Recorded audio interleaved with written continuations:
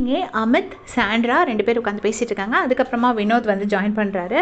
So first எடுத்த உடனே Sandra வந்து என்ன சொல்கிறாங்கன்னா, இந்த மாதிரி நேற்று சண்டை நடக்கும்போது ஃபஸ்ட்டு கனி வந்துட்டு சொல்கிறாங்க, ஹே ஜாலி அங்கே சண்டை நடக்குது, நம்ம போய் பார்க்கலாம் அப்படி சொல்கிறாங்க.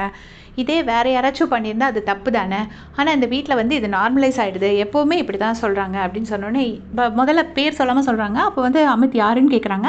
அதுக்கு இவங்க கனி அப்படின்னு சொல்கிறாங்க.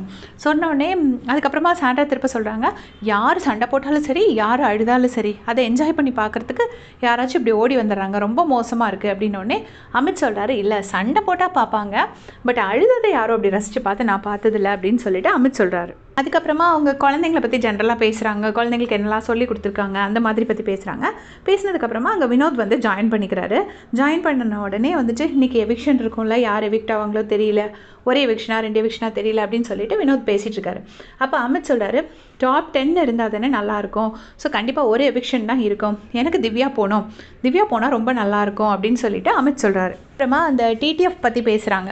டிடிஎஃப் பற்றி பேசும்போது என்ன சொல்கிறாங்கன்னா, உங்கள் ஒருத்தருக்காக இந்த விஷயத்த பண்ணணும், இல்லை ஒருத்தர் வரணும், அவங்களுக்கு கோல்டன் டிக்கெட் கிடைக்கணும்னு நினச்சா நீங்கள் அந்த விஷயத்த பண்ணணும், கோல்டன் டிக்கெட் கிடைக்கக்கூடாதுன்னு நினச்சா அதை பண்ணக்கூடாது அப்படின்னு சொல்கிறாங்க. சொல்லிட்டு என்ன சொல்கிறாருன்னா, கமர்தனால தான் திவ்யா பெரிய ஆள் ஆகிட்டா, கமர்தன் வந்து அந்த வாயில் பாத்ரூம் போகும்னு சொன்னனால அவர் ரொம்ப ஓவராக பெரிய ஆள் ஆகிட்டா அப்படின்னு சொல்லிட்டு அமித் சொல்கிறார். அப்புறம் அமித் என்ன அட்வைஸ் அமித்தும் சாண்ட்ரா 2 பேருமே என்ன அட்வைஸ் பண்ணுறாங்கன்னா, வினோத் கூட நீங்கள் வந்து அவகிட்ட போய் வாயை கொடுக்காதீங்க, அவள் ட்ரிகர் பண்ணி விட்டு நல்லா இது பண்ணுவா, நீங்கள் போய் வாயை கொடுத்தீங்கன்னா அவள் நிறையா பேசிடுவா, அப்போது நீங்கள் நிறையா பேசிடுவீங்க, அப்போ உங்களுக்கு பிரச்சனை ஆகிடும், அப்படியே அவள் சொல்லும்போது அப்படியே அமுக்கிட்டு போயிடுங்க அப்படின்னு சொல்லிட்டு அமித் வந்து இந்த மாதிரிலாம் ஸ்ட்ராட்டஜிலாம் சொல்லுவாருங்கிறது எனக்கு ரொம்ப ஷாக்கிங்காக இருந்துச்சு.